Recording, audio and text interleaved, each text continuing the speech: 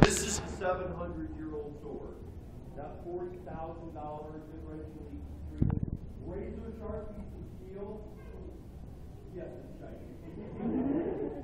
And I want you to understand that this is what the samurai found when Ichigiri was abolished.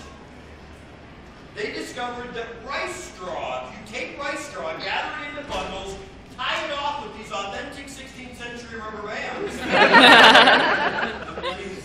The water soaks into the fibers so that they swell, they gain weight and density until it takes on the approximate characteristics of Ryan. And this gave the samurai something to test their skills with, that 450 years later, there are still no activist groups complaining that the rights of rice straw is being violated. That's not entirely true anymore. All right, Ryan, in the interest of full disclosure, we did a convention in Roanoke, Virginia, and I made that statement, and a group of college students banded together and put together a protest group. Advocates for the rights of rice straw. We had a picture of a 300-pound sumo in that little diaper thing, cutting through what looks like a bale of hay with a sword, and it was a sign-up sheet to ban Samurai Dan from abusing rice straw, and they tied it to my Facebook page. Not to be outdone, I put in the comment section, this is what a degree from Virginia Tech will get you. Downward diagonal cut. Right! Brian. Your arm. Oh! Look, nobody even reacted. We're so close to Charlotte, North Carolina, you guys are used to seeing forward passes drawn.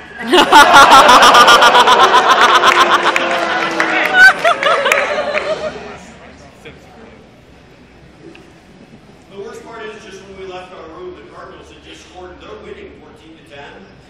And they have no team. They're all on injured reserve. The cheerleaders are beating the crap out of them. Right?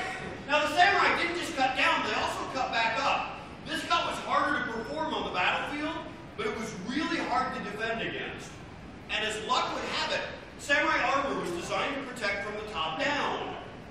So cutting upwards, there were vulnerabilities in gaps in the armor. In fact, they had a divided metal apron called a haidate, had metal on the outside of the thigh, but since they spent time on horseback, no metal on the inside of the thigh. If anybody who's ever been on a horse, you know metal on the inside of your thigh would chafe. So no metal on the inside, and as luck would have it, the femoral artery runs right up the inside of the... Whoa. The femoral artery? Yes. So this is still supposed to be family friendly. No blood abuse, yeah! Alright, fine!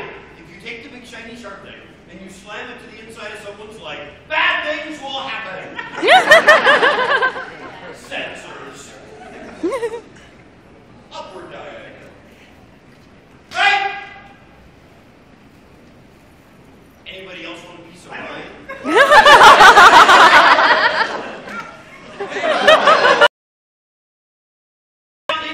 Has anybody ever seen a Samurai Epic? Or a Samurai Jack episode? At the end of the episode, he's the bad guy. He's big, he's scary, he's got bad breath, barely speaks English. Actually, that sounds like the former governor of California. But he's flying towards the camera with a sword up over his head going, ah! Don't take my picture, that's always what ends up on Facebook. Waiting! On the other side is the hero of our picture. He's better looking, speaks English, probably gets a girl at the end. Where is he? But he's waiting.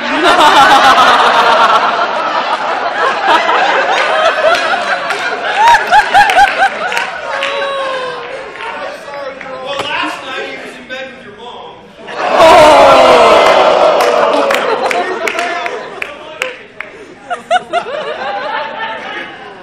She was very vigorous. But he's waiting in the governor's part of the movie.